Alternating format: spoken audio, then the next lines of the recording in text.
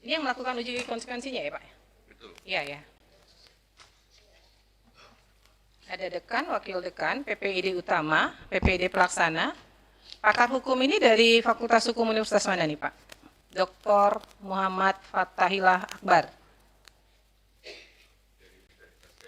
UGM juga. Pak, yang kemarin hadir di persidangan pertama siapa Pak? Ada nggak di sini? Bapak ya, berdua ya. Kan kemarin majelis meminta untuk melibatkan pihak eksternal ya, unsur masyarakat.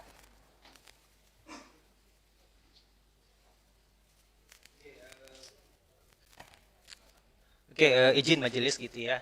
Jadi kenapa kemudian gitu ya kita tidak melibatkan unsur masyarakat? Karena kami berpendapat bahwasanya dokumen yang diuji dari Pak Jokowi itu termasuk adalah dokumen-dokumen bersifat data pribadi. Sehingga kemudian kami beranggapan bahwasanya masyarakat itu dalam konteks ini tidak kami libatkan. Justru kemudian kita membocorkan gitu ya data pribadi oleh Pak Jokowi, sehingga kemudian ya karena kami mendapat bahwasanya dokumen yang dimintakan oleh pemohon ini adalah dokumen-dokumen bersifat data pribadi. Pak, begini, pada saat melakukan uji konsekuensi, kan misalnya yang Bapak uji adalah KHS. KHS-nya kan tidak mesti dilihat oleh pihak eksternal. Tapi ada pertimbangan kenapa kemudian itu harus dikecualikan, Pak. Karena kan kalau Bapak hanya melibatkan pihak badan publik, pasti badan publik akan melindungi informasi itu pasti. 100%, 1000% pasti. Jadi kenapa kemudian dalam pelaksanaan uji konsekuensi itu majelis memerintahkan melibatkan pihak lain di luar UGM supaya ada pandangan sejauh mana informasi itu kepentingan publik terakomodir di situ. Apakah betul harus dikecualikan? Nah, dampaknya apa nih kalau ditutup? Karena ketentuan pengecualian kan kalau dibuka lebih banyak mudaratnya daripada manfaatnya. Begitu kan? Nah, itu sebabnya kami meminta harus melibatkan pihak eksternal. Kalau nih saya nih bagian dari Komisi Informasi, kalau saya melakukan uji konsekuensi untuk informasi yang kami kuasai, saya akan bilang itu dikecualikan, Pak. Maka perlu pandangan dari pihak lain, masyarakat, begitu loh. Iya betul Ibu gitu. Tapi sekali lagi kami di internal kemudian berkesimpulan bahwasanya itu adalah data pribadi gitu ya. Sehingga kemudian kalau kemudian masyarakat diundang gitu kan, itu kan kemudian kan kita menginformasikan data pribadi seseorang yang notabene itu adalah satu belum ada persetujuan dari si pemilik data gitu. Yang kedua, saya kira kami juga dalam konteks kehati-hatian ya, kerahasiaan gitu. Kami memang menganggap bahwasanya kalau kemudian ada masalah di situ kami khawatir justru kami kemudian kan mengungkapkan data pribadi seorang yang notabene sekali lagi itu belum ada persetujuan dari pemilik data. Yang kedua penting juga adalah itu belum ada juga putusan dari pengadilan ya yang memerintahkan kami untuk mengungkapkan data itu. Jadi atas dasar itu kemudian kami berpendapat bahwasanya kami dalam konteks ini tidak melibatkan masyarakat.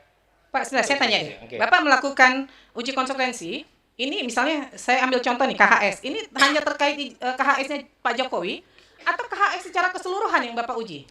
Oke, sesuai dengan di SK tersebut itu khusus KHS-nya Pak Jokowi. Nah, kalau KHS pada umumnya diminta oleh publik terbuka atau tidak, Pak? Kalau misalnya nih publik meminta KHS atau yang lainnya di luar itu, ini terbuka atau enggak? Iya, saya kira kalau konteksnya ada tadi uji konsekuensi Ibu, kalau Iya. konteksnya dia melibatkan masyarakat, sekali lagi kami berpikir bahwasannya KHS itu data pribadi.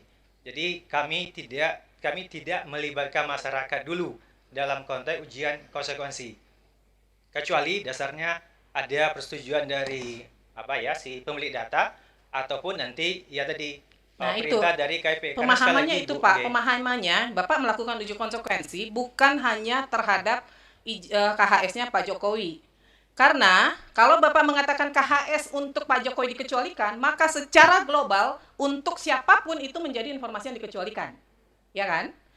Uji konsekuensi yang Bapak lakukan, kenapa kemudian harus melibatkan masyarakat? Masyarakat akan Bapak harus kasih dasar-dasarnya apa yang menjadi pertimbangan KHS ini harus dikecualikan. Ada informasi pribadi. Informasi pribadi apa sih yang terkandung di dalamnya?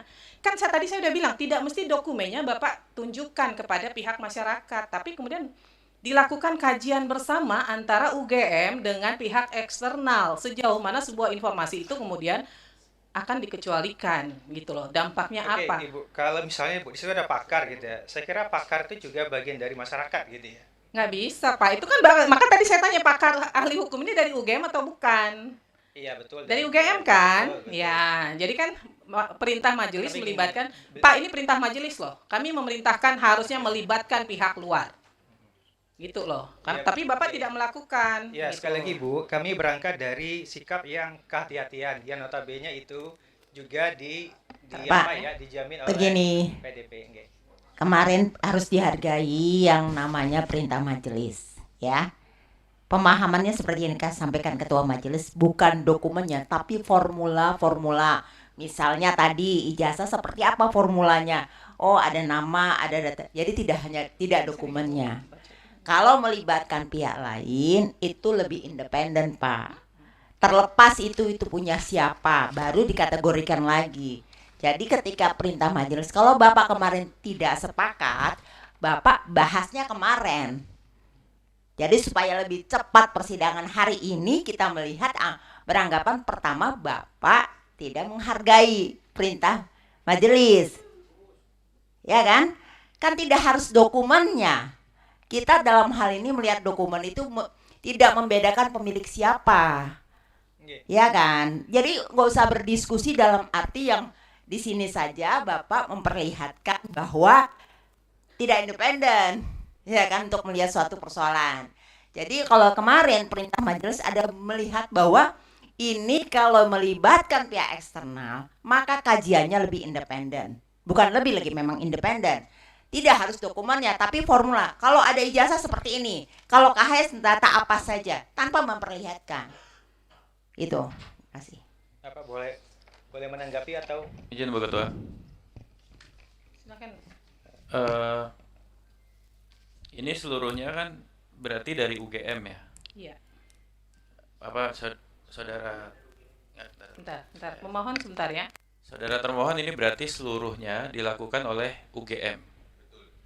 Berarti UGM tidak menganggap ada entitas akademik lain selain UGM yang mengerti Yang masalah handphonenya ini. bunyi tolong dimatikan ya.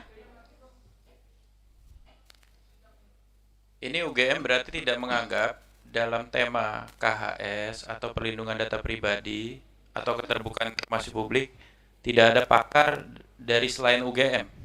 Saya mau tanya itu dulu. Singkat-singkat aja ya, karena saya masih ada pendalaman lain.